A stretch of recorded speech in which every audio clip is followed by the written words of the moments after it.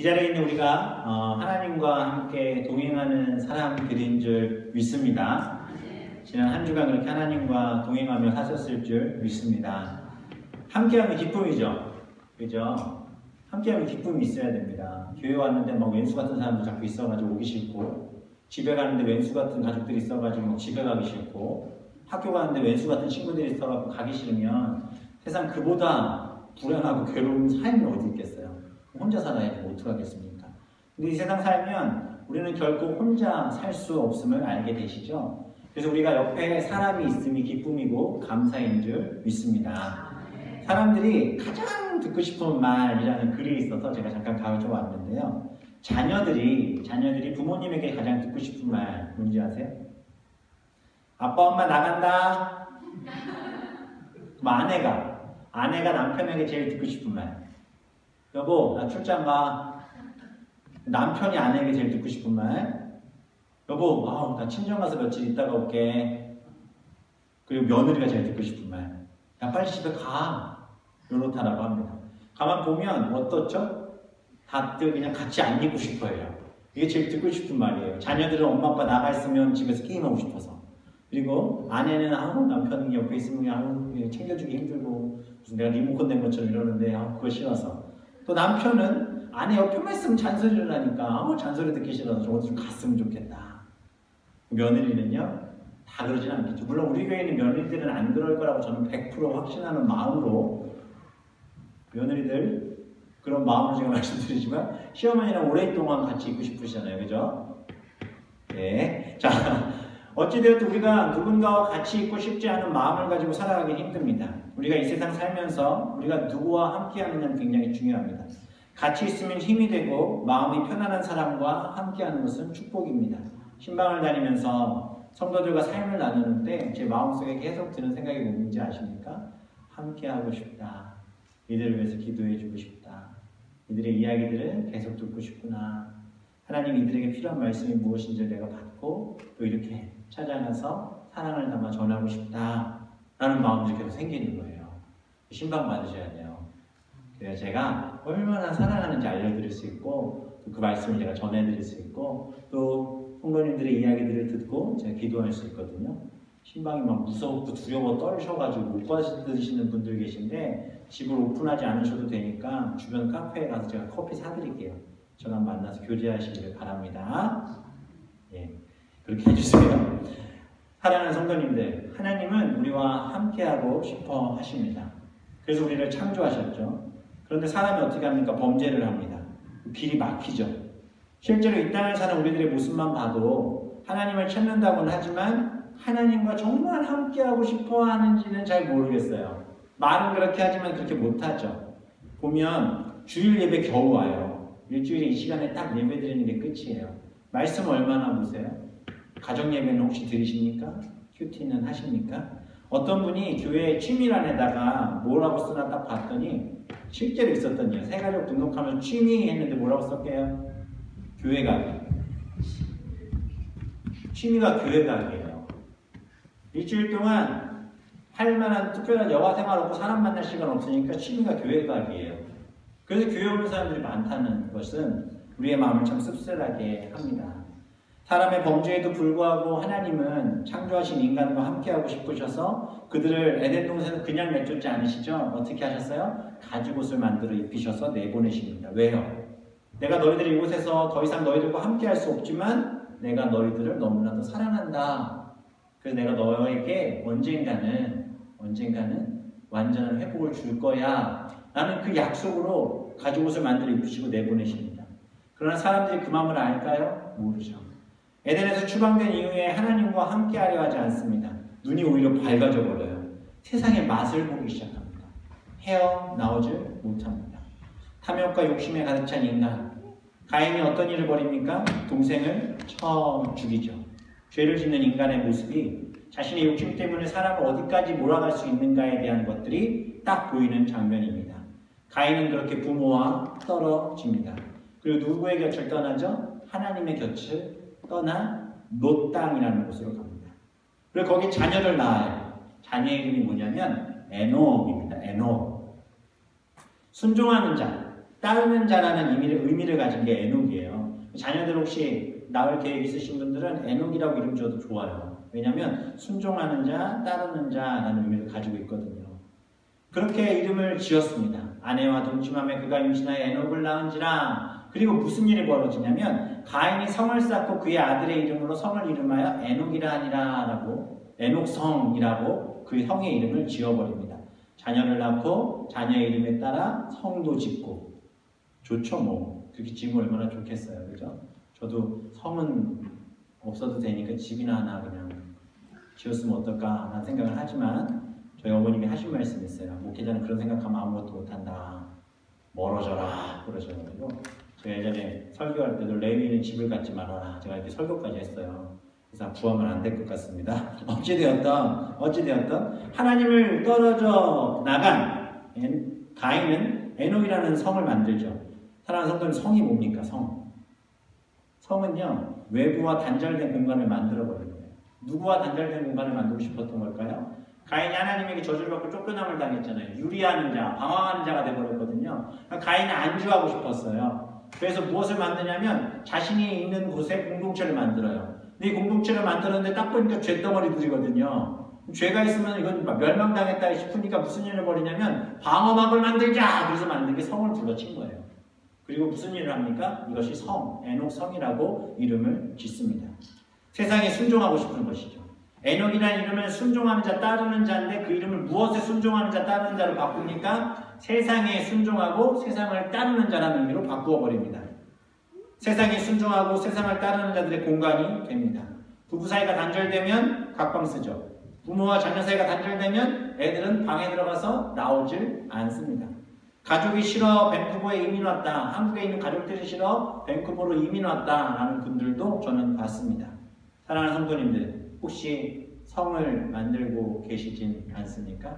이 교회 안에도 하나님 우리를 하나의 연합된 유기체와 같은 교회라고 말씀하셨는데 교회 안에 성이 너무 많아요. 성이 많다니까요. 회개하셔야 돼요. 성이 많아요.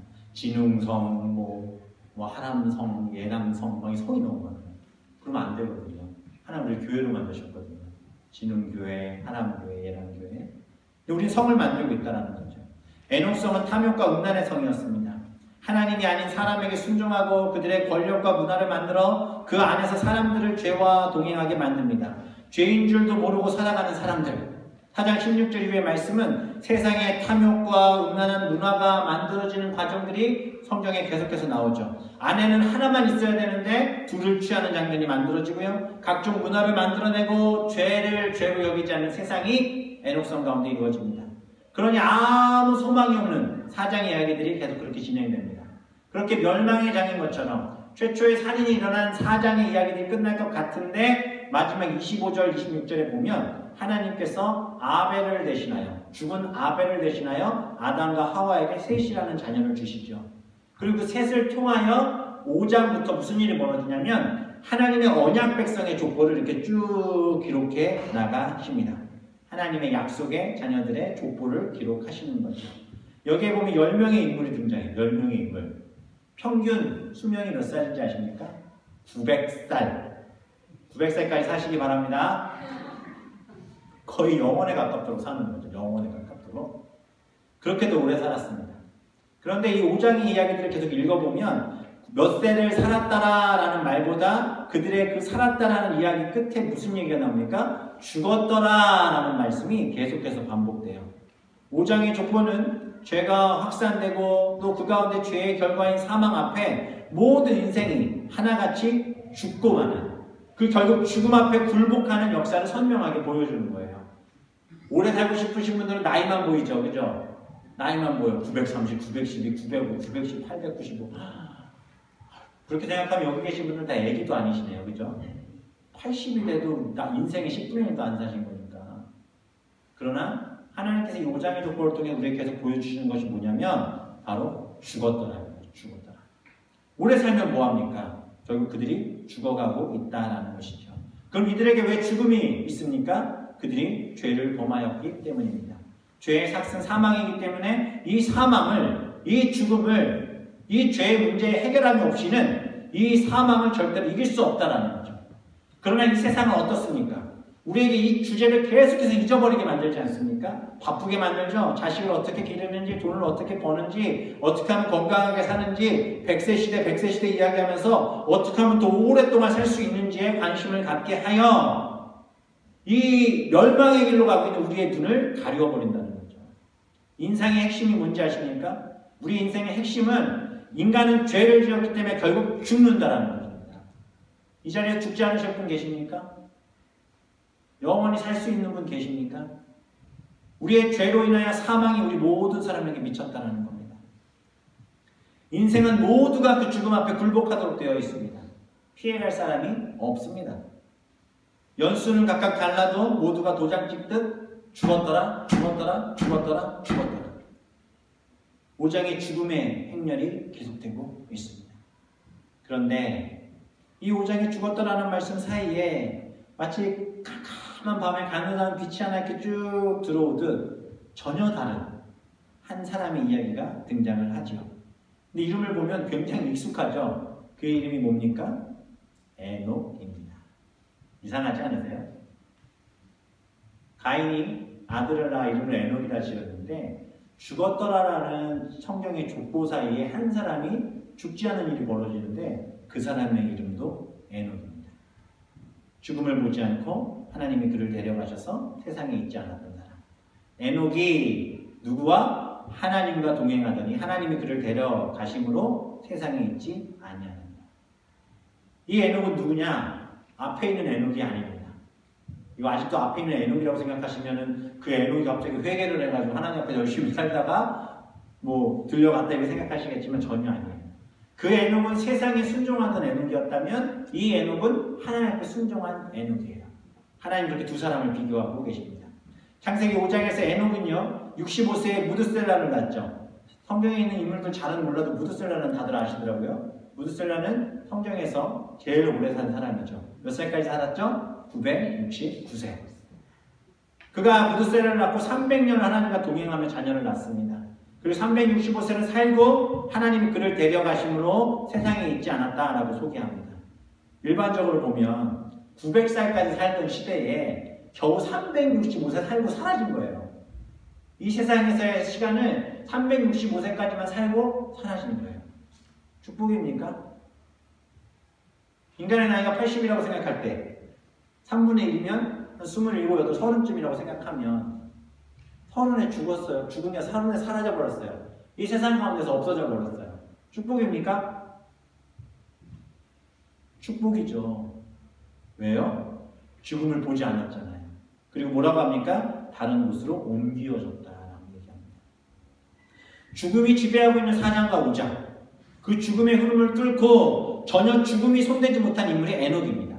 하나님께서 오늘 본문에 이 에녹을 우리에게 만나게 하시면서 우리에게 말씀하시고 싶은 게 있어요. 그게 뭔지 아십니까? 인간의 최종 목적지는 죽음이다 아니다. 죽음이다 아니다. 죽음이 아니라는 거예요. 다 죽지만 죽지 않는 자가 생겼어요. 모두가 죄를 이기지 못하고 죽어가고 있는 그 흐름 속에 하나님의 완전한 구원을 체험하고 죽음과 저주의 행렬을 끊고 죽음의 길을 걸어가지 않은 사람이 나타나는 거예요.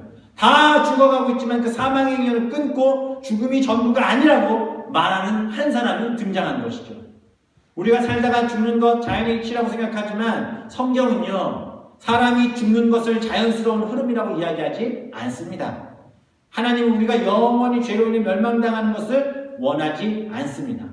처음 지으신 그 목적대로, 그 창조의 목적대로 우리는 영원한 삶을 위해 하나님께서 창조하셨다는 거예요. 근데 그것을 누가 막습니까? 죄가 막았다는 거죠. 그런데 그 죽음의 이야기들 속에 에녹의 삶을 통해 그 해답을 알려주세요.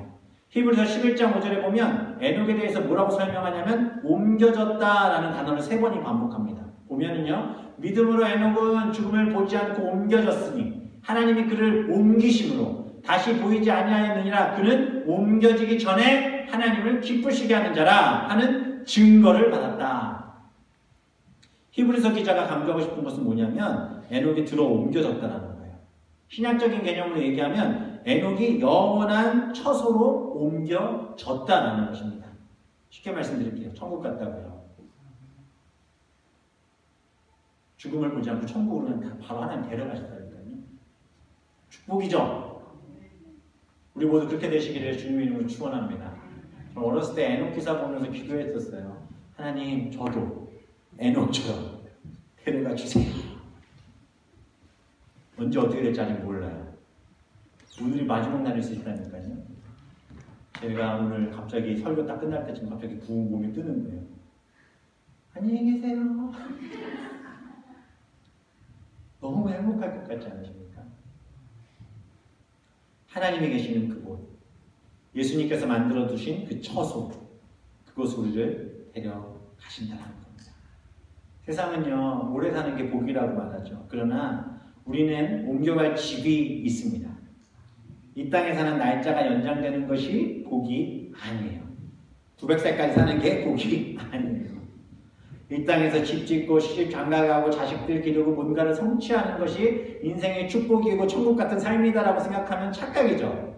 이 당시 사람들도 똑같았어요. 자신들의 삶이, 자신들이 만들어가는 그 삶이 최고의 삶이고 그렇게 많은 것들을 이루면 거기가 최고의 기쁨이라고 생각해서 멸망이 다가온다 라고 전해주고 있지만 그것을 듣지 않습니다. 그리고 자신들의 삶에 집중해버리죠. 예수님이 그 말씀을 하세요. 노아의 시대에 방주에 들어가던 날까지 사람들이 먹고 마시고 장가들고 시집가고 있으면서 홍수가 나서 다 멸하기까지 깨닫지 못하죠. 예수님이 말씀하셨어요. 근데 우리가 지금 그렇게 살고 있어요. 그냥 이 삶이 끝이라고 생각하고 산다니까요. 말로는, 입으로는 교회 나오니까 나는 영원한 소망, 천국을 사모합니다 하는데 아니요, 그렇게 안 살아요. 우리는 유한한 이 땅이 우리의 본향이라고 자꾸 생각합니다. 그러나 사랑하는 성도들 분명히 기억하십시오. 우리는 영원히 살 곳이 있다 없다? 있다라는 거죠. 여행 가면 너무 좋죠. 너무 좋지 않으십니까? 그런데 여행 가면 꼭 뭐라고 하는지 아십니까? 여행 갔다가 집에 오면서 아우 빨리 집에 가고 싶다. 그 집에 와서 침대에 딱 누우면 하는 얘기가 뭐죠? 아우 집이 최고야, 집이 최고. 왜 그런 이야기가 나옵니까? 여행 간 곳이 우리의 본향이 아니기 때문이에요. 우리는 지금 여행 나왔습니다. 우리의 본향이 천국으로 우리를 부르실 줄 믿습니다. 수많은 무리들이 있었습니다. 그러나 에녹만 예외였습니다. 그렇다면 에녹의 삶에 뭔가 특징이 있었겠지요. 히브리서 11장의 말씀을 통해 보면 에녹은 믿음으로 죽음을 보지 않고 옮겨졌다고 얘기합니다. 이 창세기 5장에서는 이 믿음으로라는 말을 하나님과 동행했다라고 이야기하는 겁니다. 창세기 4장에 가인의 후손들의 이야기가 계속되고 있습니다. 가인의 후손들이 뭘 하죠? 목축을 하고 수금과 통소를 잡는 조상이 되고 구리와 쇠를 이용해 각종 기구를 만들고 산업을 일으키고 문명을 일으키고 문화를 만들고 음악으로 사람들의 삶에 즐거움을 주고 있습니다. 오늘 우리가 사는 세상과 똑같죠? 사람들의 관심이 전부 누가 어떻게 산업을 일으켰냐, 누가 기술을 발전시켰냐, 누가 신화를 창조했냐, 누가 재벌 가문에 시집 갔냐, 누가 최고로 유명한 상을 탔냐, 누가 최초로 뭘 이루었냐, 누가 중추적인 자리를 이루었느냐에 관심이 기울어져 있습니다. 가인의 후손들이 그런 기록들을 갖고 있어요. 그런데 창세기 5장에 나오는 족장의 후손이라고 이야기하는 셋의 후손은 우리가 주목하는 에녹이 무엇을 만들고 시작했다라고 나오지 않죠. 하나 딱 나옵니다. 단지 하나님과 동행하였다라는 것만 2번을 이야기하고 있습니다. 어떠세요?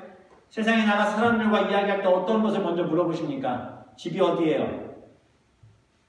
렌트예요? 사셨어요? 저 외변 살아요. 아, 집이 얼마예요? 자녀가 있으십니까? 자녀 있으세요? 네. 자녀가 좀 잘나신 분들은 어떠세요? 입에서 자연스럽게 흘러나오죠. 우리 애는요, 물어보지도 않았는데. 사람들과 만나서 무엇을 나누십니까? 무슨 이야기를 주로 하십니까? 어제 뉴스 봤어요? 한국 뉴스 봤어요? 사람들 만나실 때 무슨 얘기를 하시냐니까요. 하나님과 동행하십니까? 하나님과 동행하는 자들은 무슨 이야기를 가장 먼저 끝내야 될까요? 나 아침에 말씀 봤는데, 나 아침에 성경 읽었는데, 아침에 기도했는데. 사람들이 이야기하죠. 저도 똑같았어요. 아, 누가 뭐라.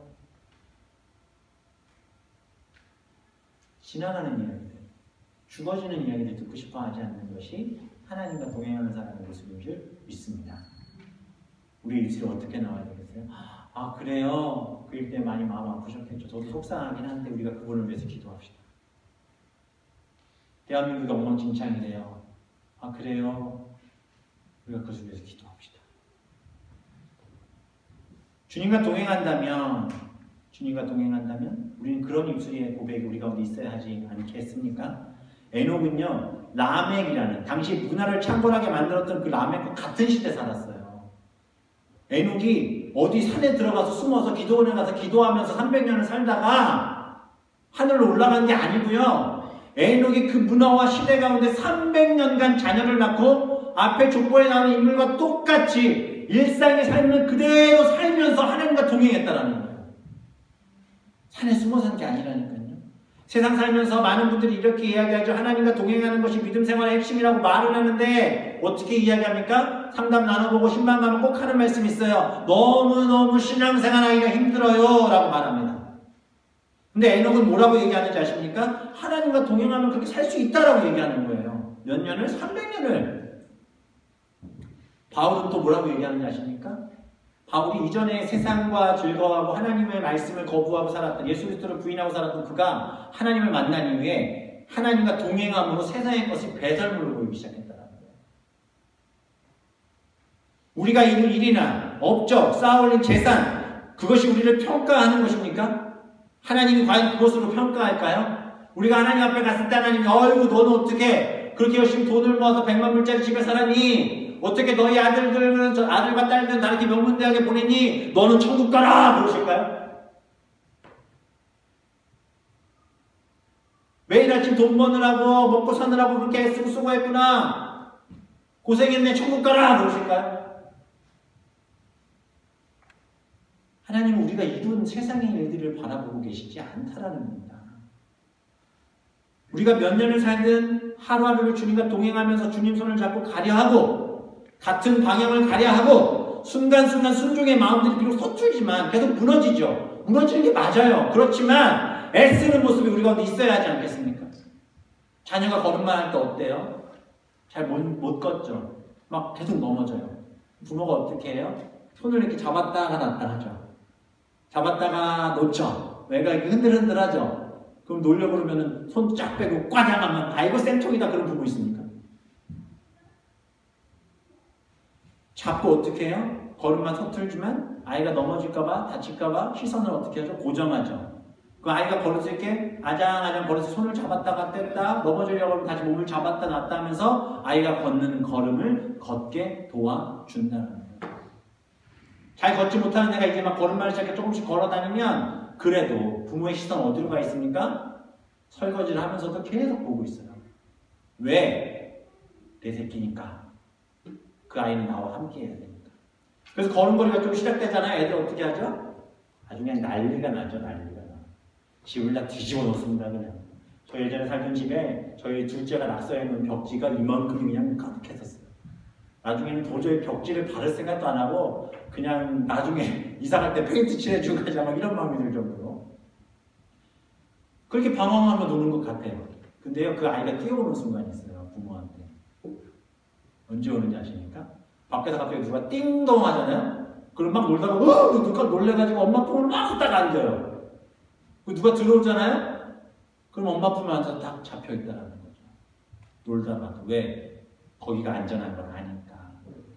길을 가다가도 마찬가지죠. 길을 지나가 손을 잡고 가죠. 아이가 막 딴 거 보고 싶어서 막 이러다가도 순간 자신이 두려운 순간이 다가오면 어떻게 합니까? 부모 손을 꽉 잡죠. 부모는 어떻습니까? 더 아이 손을 꽉 잡죠. 동일합니다. 우리가 하나님의 손을 붙잡고 하나님이 걸어가신 길을 믿고 걸어가야 합니다. 우리가 하나님이 아닌 사람의 눈을 의식하고 사는 것은 어리석은 일이에요. 우리가 사는 세상이 이런저런 세상 잘 사는 방법으로 난무하지만 사람 중심의 교회들이 얼마나 많습니까? 하나님보다 목회자 중심의 교회 구조가 얼마나 많습니까? 그러나 우리의 아버지는, 이 교회의 아버지는, 이 교회의 머리는, 이 교회의 목자는 우리 예수 그리스도이신 줄 믿으시기 바랍니다. 저도 우리 성도님들의 모든 것들을 다 해드릴 수 없습니다. 저는 못해요. 예수님이 하시는 줄 믿습니다. 저는 종으로서 예수님에게 가서 계속해서 기도하는 거예요. 모세처럼.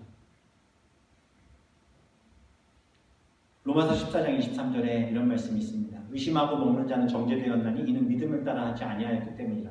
믿음을 따라 하지 아니하는 것은 다 죄이야. 다시 말씀드리면 하나님의 손을 붙잡지 않고 걸어가지 않는 것은 다 죄라는 거예요. 에녹도 그랬어요. 에녹이 65세 이전까지는요, 가인의 후손처럼 사람들 보기에 괜찮은 삶을 살았던 것 같아요. 그가 365세를 살았는데 65세까지의 삶이 하나님과 동행했다라고 이야기하지 않습니다. 65세 동안 65세까지는 그냥 자기 마음대로 살았던 거예요. 65세 안 넘으신 분들 아직 살 날이 남았죠, 그죠? 놀고 먹을 날이 아직 남았어요, 그죠? 65세가 안 됐으니까. 그럼 300년을 사셔야 돼요. 65세 넘으신 어르신들 하나님과 동행하셔야 합니다. 에녹은 65세에 무드셀라를 낳고 인생이 완전 바뀌었어요. 그럼 어떻게 했길래 에녹이 하나님과 동행했을까? 에녹이 65세에 아이를 딱 낳아요. 아이를 딱 낳는데 하나님이 이름을 지어주셨는데 이름의 뜻이 뭔지 아십니까? 무드셀라의 이름의 뜻이 그가 죽으면 심판이 온다요. 자식을 낳는데 애 이름을 에녹아 일로 와봐. 얘 죽으면 이 땅을 내가 멸망시켜버릴 거야. 충격적이지 않습니까? 무드셀라가 죽으면 심판이 온대요. 실제로 아들의 이름처럼 무드셀라가 969살을 살았는데 죽은 그날이 노아의 나이가 딱 600세 되던 때예요. 그때 바로 세상을 하나님이 물로 심판하십니다. 노아가 600세 되던 해 둘째 달 곧 그 달 11일의 날이라 그날에 큰 깊은 샘들이 터지며 하늘의 창문들이 열려 40주야를 비가 땅에 쏟아졌더라. 진짜 저렇게 됐어요.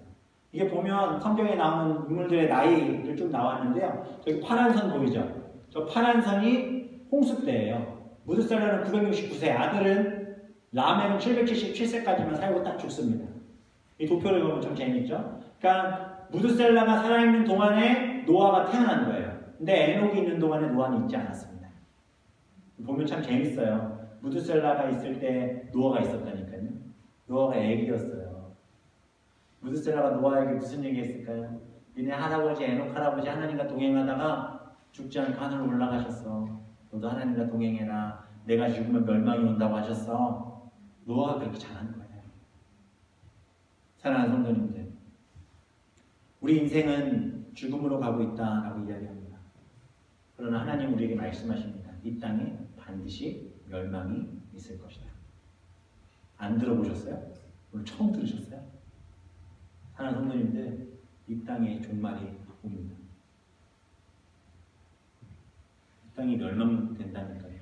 세상에 지금 그런 풍조와 자연과 일들이 얼마나 많이 벌어지고 있습니까? 노틀담 성당을 무너지는 거 보셨죠? 교회가 무너지는 것을 보여주는 것 같지 않으십니까? 뉴질랜드에 가장 사고 많이 나는 동네 이름이 뭔지 아세요? 크라이스트처치예요. 크라이스트처치. 세상에 종말이 오고 있어요. 지금까지 못 들으셨다면 지금 들으세요. 멸망이 온다니까요.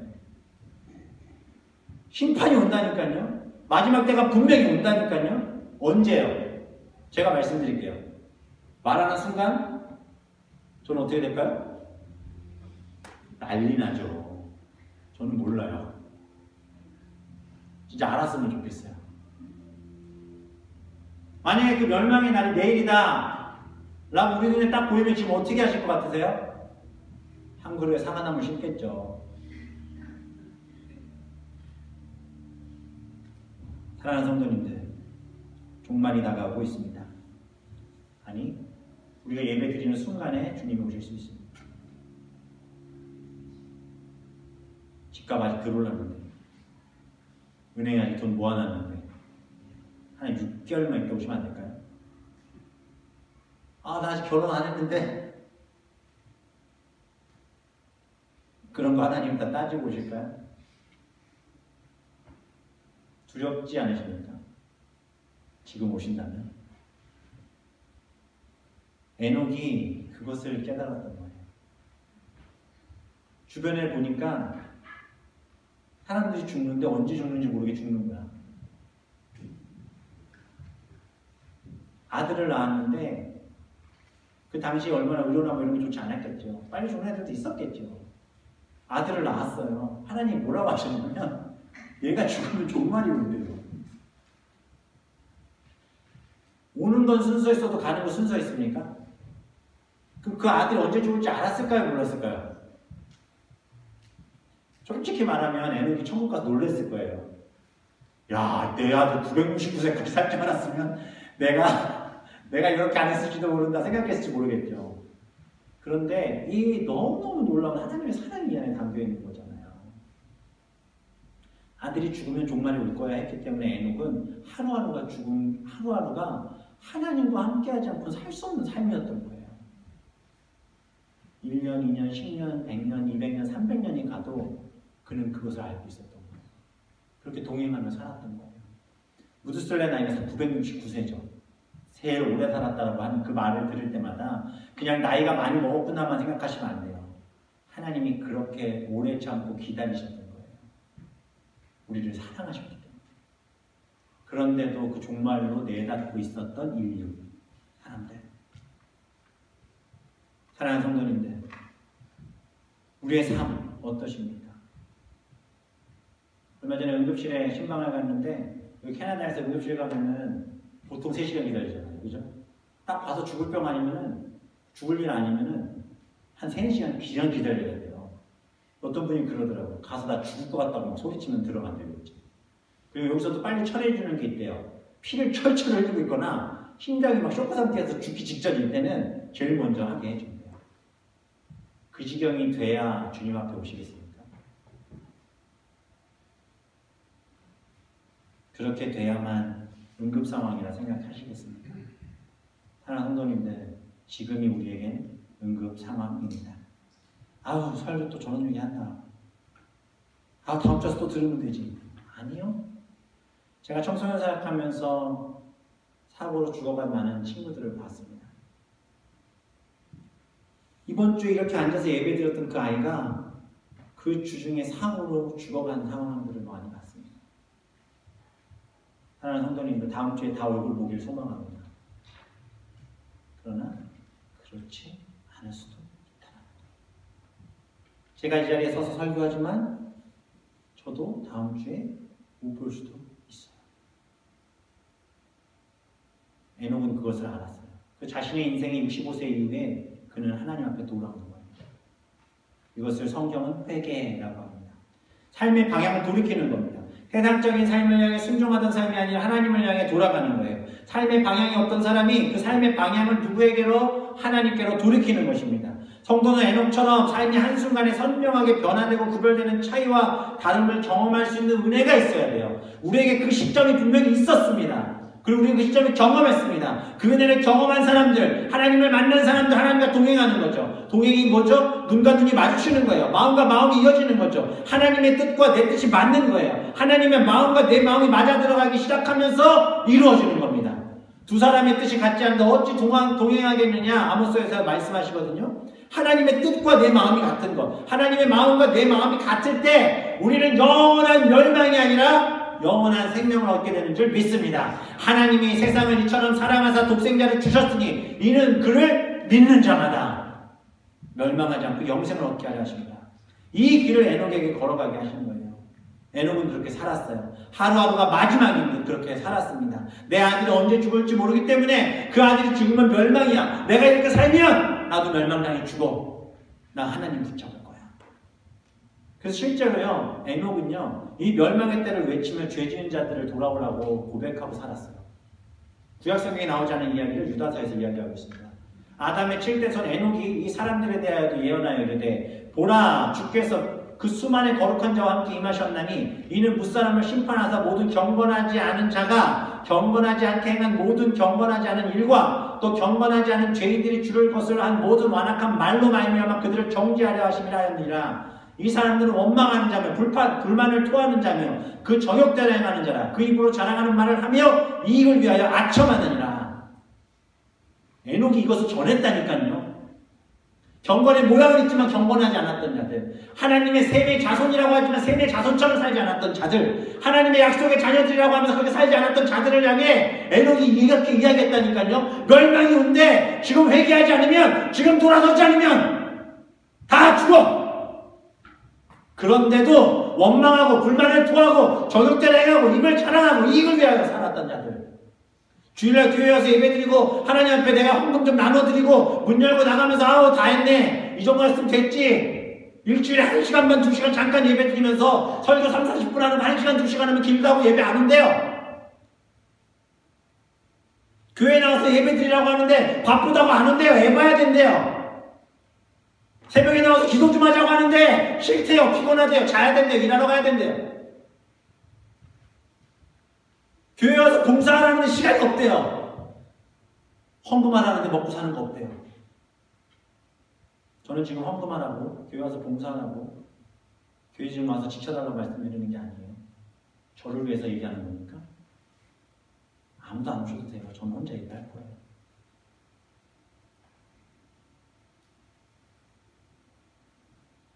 언제 주님 곁에 갈 줄 알아요.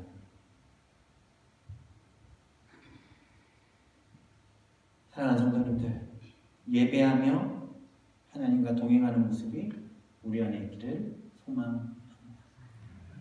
이런 깊이, 진짜 깊이 생각해요. 에녹은요, 그가 살던 시대 속에 하나님 앞에 자신처럼 돌아오라고 외쳤어요. 사람들과 똑같이 살았다니까요. 똑같은 사회 속에 있었다니까요. 사람들이 조롱이 왜 없었겠어요. 야, 너나 잘해. 근데 하나님은 에녹을 통해 외치게 하셨어요. 증손자 노아는 어떻습니까? 방주 만들잖아요. 방주 일주일 만에 만들고 끝났어요? 120년을 만들어요. 왜? 들으라고. 저 배 왜 만드는 거냐고 얘기 안 했을까요? 에녹이 이야기하지 않았을까요? 하나님 나한테 아들 주셨는데 이 아들 죽으면 세상이 멸망당한대. 내 아들 언제 죽을지 몰라. 여러분 회개해야 돼요. 여러분 예배해야 돼요. 세상은 우리에게 계속해서 이야기합니다. 아 괜찮아. 별일 안 나. 다음 주에 와서 예배해도 돼. 다음 주에 와서 봉사해도 돼. 아 애들 지금 공부해야지 무슨 교회를 보내. 그러나 고난 속에서도 세상을 향해 하나님의 방법대로 사는 것이 정답이라고 이야기할 수 있는 그리스도인이 되셔야 할 줄 믿습니다.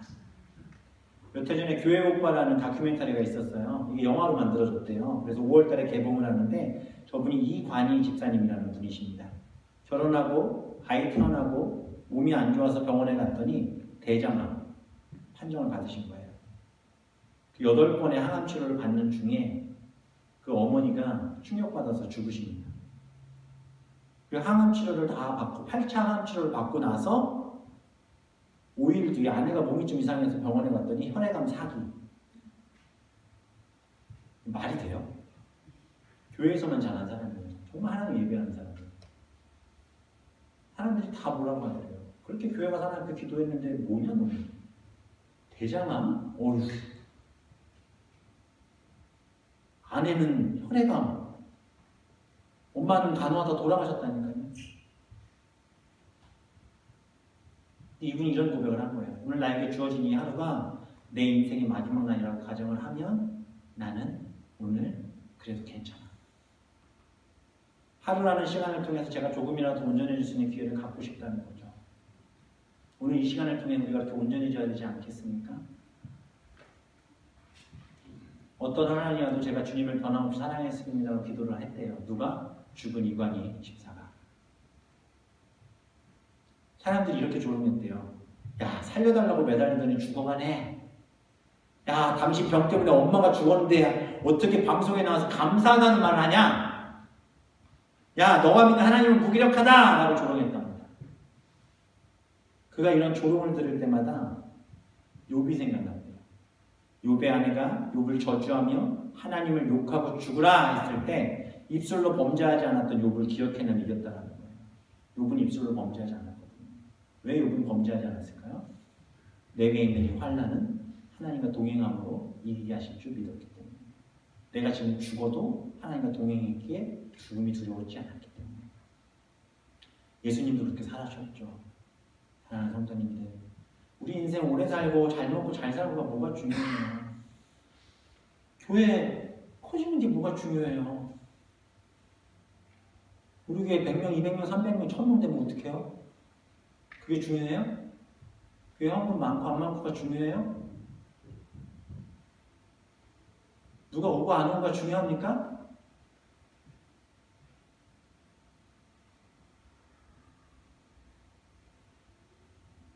에녹도요, 우리처럼 죄를 갖고 태어났어요. 그 죄로 인해 원망하며 다른 에녹처럼 세상에 순종하며 산 인생이 있었죠. 그런데 그가 아들을 낳고 하나님의 멸망이 선포되는 순간 끊임없이 자기와 싸움하며 죄와 싸움하며 하나님과 동행하며 300년을 살았어요. 말씀 묵상하다가 하나님 저는 절대 300년 못 갈 것 같아요. 하루도 힘든데 주님 빨리 오셨으면 좋겠어요. 하나님과 동행하시기를 바랍니다. 주와 같이 길 가는 것 즐거운 일 아닌가. 우리 주님 걸어가신 발자취를 밟겠네. 한 걸음 주 예수와 함께 날마다 우리 걸어가네. 생각만 해도 하나님과 동행하는 것이 너무나 행복할 것 같지 않으십니까? 근데 말씀을 계속 묵상하는데 제 마음 가운데 울림이 있었어요. 이 동행이라는 단어. 너무 힘든 것 같은 거예요. 어떻게 살아? 당장 내일부터 새벽 기도하시고 아침에 성경 10장씩 읽으시고 매일 예배하시고 큐티하시고 금요일에 나와서 기도하시고 자녀들 아이들 위해서 기도해주고 하실 수 있으세요? 마음은 원이로되 언제까지 그 핑계 대고 사실 겁니까? 말씀 묵상하는데 제 안에 계속 그 싸움이 있어서 하나님 이게 어떻게 해야 되죠? 나도 힘든데 하나님 어떻게 해야 되죠? 그래서 히브리어 원문을 이렇게 보는데 너무너무 감사했어요. 이 동행이라는 단어의 히브리어 원어의 뜻이 뭐냐면요, 하나님이 이 원어 뜻이요, 사람을 앞에 세워놓고 뒤에서 밀면서 가시는 거예요. 할렐루야. 할렐루야. 하나님을 의지하면 내가 하나님을 밀고 가는 건 하나님 옆에 가는 게 아니라 하나님이 뒤에서 나를 밀어주면서 가시는 게 동행이 돼요.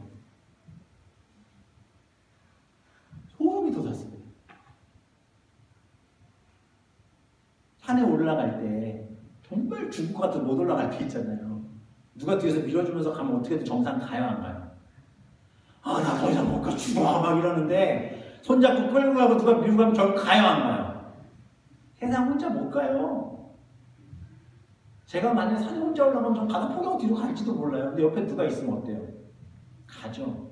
그 사람이 날 밀어주고 끌어주면 어떻게 해요? 가요, 못 가요? 가요.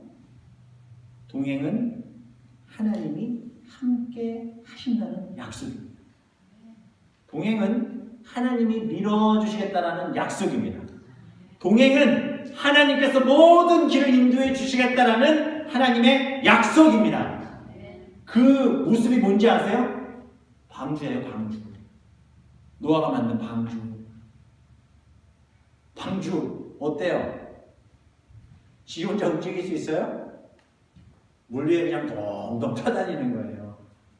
누가 그 방주를 인도하십니까? 무드셀라가 죽고 멸망이 왔을 때 다 쓸어버리지 않으시죠? 노아의 가족들은 살리셔서 방주에 넣어놓으셨어요. 왜요? 노아의 가족이 잘 살아서, 잘 먹고 잘 살아서, 금요일에 오신 분들 알죠? 노아의 가족이 깨끗한 가족입니까? 그들 잘해서? 아니요. 하나님이 그들을 선택하셔서 방주에 넣으신 거예요. 그들이 조종하게 하지 않으시죠? 하나님과 동행하게 하시죠. 방주에서 그냥 있기만 하십니다.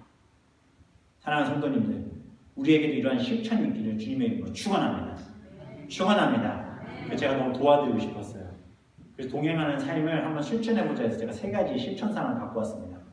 벌써 눈빛들이 부담이 가득하신데 편안하게 생각하시면 돼요. 최근에 드라마 바이블이라는 어플이 하나가 나왔어요. 이게 뭐냐면요, 성경 듣는 거예요. 듣는 거. 30분. 어이구, 30분 어떻게 들어요? 설거지하고 청소하는 시간 30분 쑥 지나가요. 차 타고 출퇴근할 때 들으면 쑥 지나가요. 어플만 다운받으면 200일이면 성경을 일독할 수 있습니다. 오늘부터 200일 딱 하면요, 11월 중순에 딱 끝나요. 하실 수 있으시겠습니까? 하세요. 2번째 실천, 기도하세요. 새벽 기도 안 만들어요. 아직 부담 갖지 마세요. 아침에 눈 뜨면 하나님 감사합니다로 시작하세요. 잠들기 전에 하나님 감사했습니다라고 기도하세요. 그리고 밥 먹을 때 기도 좀 하세요. 이게 2번째 실천사항이에요. 3번째, 예배예요. 예배. 금요예배 좀 나오세요. 애들 데리고 나오세요. 애들 교회 와서 누워서 자는 게 축복입니다. 저 그렇게 컸거든요. 제가 그렇게 컸어요. 진짜 교회 가기 싫다. 어머니가 맨날 끌고 와서 뒤에다 눕혀놓고 저 자고 있으면 잠자면서 들었던 말씀들이 생각나요. 예배의 자리를 나오시기 바랍니다. 아, 이것도 도저히 힘든데요? 그렇다면 우리의 삶을 예배로 가져가십시오. 더 어려워요. 하루 종일 예수님 생각하면서 하십시오. 내 입술의 말이 예수님처럼 하시길 소망합니다. 그렇게 예배하는 삶을 통해 우리의 삶이 회복되기를 소망합니다. 제가 그래서 오늘 실천하시라고 종이를 다 잘라왔어요. 지금 한번 나눠주세요. 이 종이에 보면 그 내용들이 있어요. 가정마다 하나씩 가져가셔서, 아니면 개인마다 하나씩 가져가시든 가져가셔서 한 달 동안만 한번 일단 지켜보세요. 못해도 돼요. 혹시 중간에 잘못해도 돼요. 그렇지만 한번 해보세요. 제가 안 걷겠습니다. 하나님 앞에서 한번 실천해보세요. 성경 듣기, 기도하기, 예배하기. 이 드라마 바이블은 제가 주보에도 써놨으니까 보시면 더 쉽게 찾으실 수 있을 것입니다. 안 나눠서 갖고 계세요. 그냥 나중에 이제 예배 끝나고 보시고. 자, 보시면 거기 내용도 다 있어요. 제가 말씀드린 내용들이 보시면 됩니다. 이 앞에 보십시오. 사랑하는 성도님들, 에녹이 하나님과 동행하는 삶이 얼마나 큰 은혜인지 우리는 이제 알았습니다.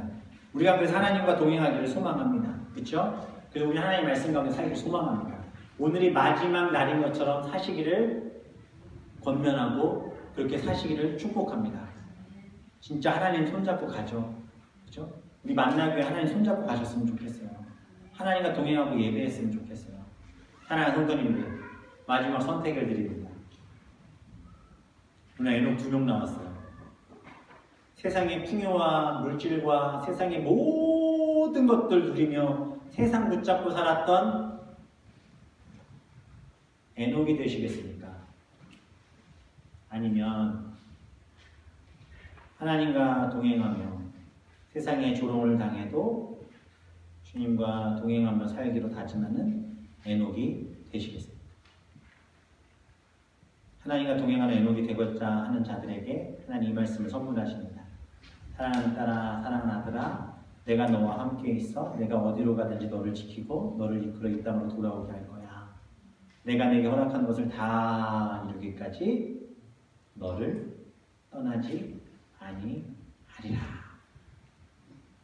이 은혜와 축복이 우리 가운데 있으시기를 주님의 이름으로 축원합니다. 축원합니다. 우리 시간에 함께 찬양하고 기도했으면 좋겠습니다. 함께 찬양하겠습니다. 날마다 숨쉬는 순간마다, 날마다 숨쉬는 순간마다 내 앞에 어려움을 보내 주님 앞에 복을 맡길 때 슬픔 없네 두려움 없네 주님의 그 자비로운 손길 항상